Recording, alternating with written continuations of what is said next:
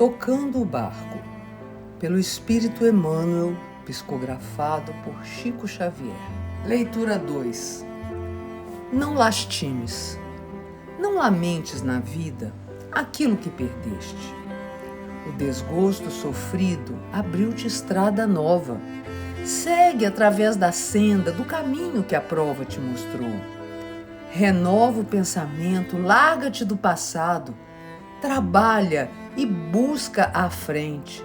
Não chores nem recues e entenderás que Deus dá-nos sempre o melhor.